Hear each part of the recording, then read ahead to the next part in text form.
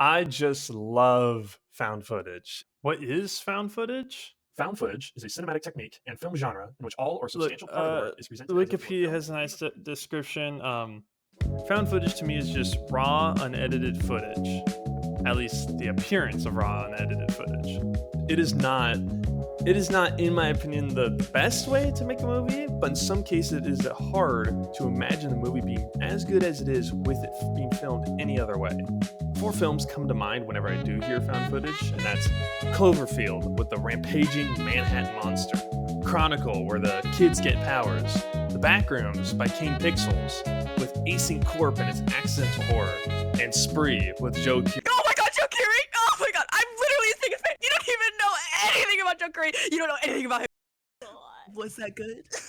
Each of these four films have common traits that make them found footage successes in my eye. That's not to say these are super awesome movies. I mean, they do rank from exceptional to amazing to decent to praiseworthy. But it is to say that I have found and pulled some traits that make a found footage movie really pop and sell well, in my opinion. Found footage at its best pulls the viewer into the movie, unlike traditional cinematography can do. Cinematic shots can be more dramatic, more chilling, more comedic, and, well, more cinematic, but the charm and feel that a found footage film can produce makes every story seem smaller but more relatable. The films that use found footage well follow people that are just average Joes most of the time. These aren't heroes, they aren't larger than life figures, they're just people just like me, just like you. Except, given an entertaining movie wants to be made, they have their, quirks. Whoa!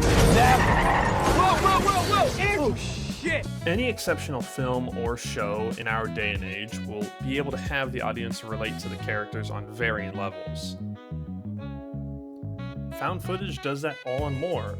Not only do you relate to the characters as the plot unfolds, but having the camera often being held by the character we're watching, it makes it just more intimate. It's like chicken scratch versus clean lines. One might be worse quality, but that doesn't necessarily mean it's worse. I could have wrote that better. I've noticed with found footage that the less forced, the better. Having every angle be from a casual camera is a limitation that requires creativity to pull off well.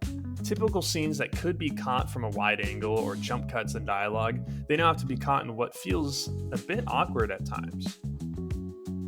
But hint, that's the point. If you try to just film raw sometimes, you can get real bland shots.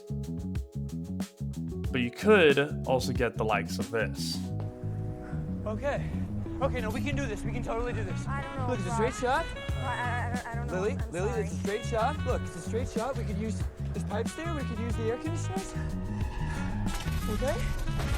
We can hit this one. We can do it. I'll go first. Okay. It's this blend of hype and bore that makes found footage, and I might be wearing this word out, but realistic.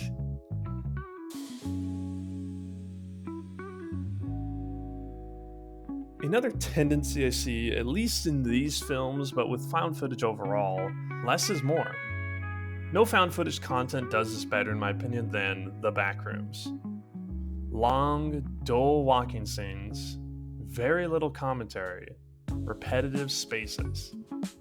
These could sound like complaints, but in this medium, they're assets.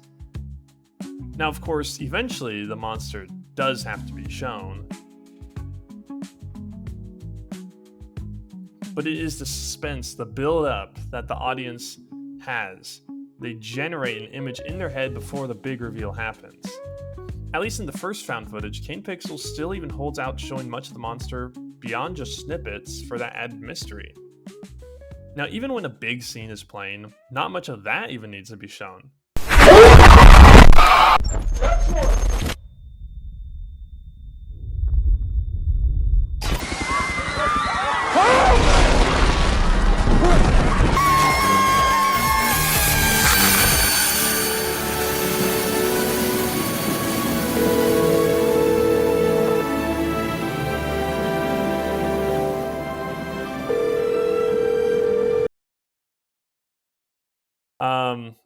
Yeah, all in all, It's a difficult medium, but the enticing and contrary way to film is desirable to me. I adore seeing films like these get popularity, and especially found footage becoming more of a horror genre.